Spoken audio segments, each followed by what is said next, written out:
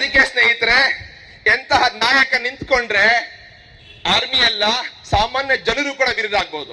ನಾಯಕತ್ವ ಬಹಳ ಬಹಳ ಇಂಪಾರ್ಟೆಂಟ್.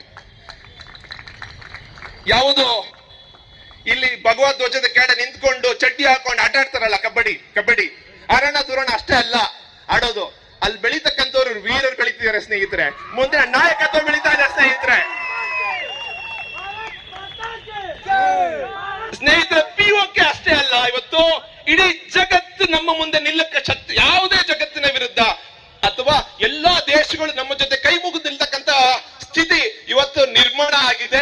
ಅಂತಹ ಸ್ಥಿತಿಗೆ ಕಾರಣರಾದ ನಾಯಕತ್ವಕ್ಕೂ ನಾವು ನಮಸ್ಕಾರ ಹೇಳಬೇಕು, ನಾಯಕತ್ವಕ್ಕೂ ಥ್ಯಾಂಕ್ಸ್ ಹೇಳಬೇಕು, ಇಡೀ ನಮ್ಮ ಆರ್ಮಿ ಡಿಫೆನ್ಸ್ ಥ್ಯಾಂಕ್ಸ್ ಹೇಳಬೇಕು, ಇಡೀ ಇಸ್ರೋ DRDO ವಿಜ್ಞಾನಿಗಳು ಥ್ಯಾಂಕ್ಸ್ ಹೇಳಬೇಕು ಸ್ನೇಹಿತರೆ.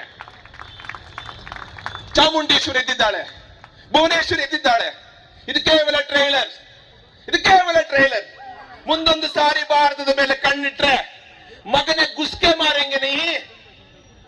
ಯಾಕಂದ್ರೆ ನಮ್ಮ INS ವಿಕ್ರಾಂತ್ ರೆಡಿ ಇತ್ತು. ಅಕಸ್ಮಾತ್ ಅವತ್ತು ಕದನ ವಿರಾಮ ಏನಾದ್ರೂ ಪಾಕಿಸ್ತಾನದ DGMO ಕೈ ಕಾಲು ಬಿದ್ದು ಕೇಳಿರ್ಲಿಲ್ಲ ಅಂದ್ರೆ ಅವತ್ತಿನ ಕರಾಚಿ ಬಂದರ್ 80% ವ್ಯಾಪಾರ ಟ್ರೇಡ್ ಆಗ್ತಕ್ಕಂತ ಪಾಕಿಸ್ತಾನದ ಕರಾಚಿ ಬಂದರ್ ನಿರ್ಣಾಮ ಆಗ್ಬಿಡ್ತಾ ಇತ್ತು. ಇದನ್ನ DGMO ನೇತೃತ್ವದ DGMO ಏರ್ ಮಾರ್ಷಲ್ ಅವರೇ ಇದನ್ನ ನುಡಿತಾರೆ. ಕರಾಚಿ ಬಂದರ್ ಧ್ವಂಸ ಆಗ್ಬಿಡ್ತಿತ್ತು.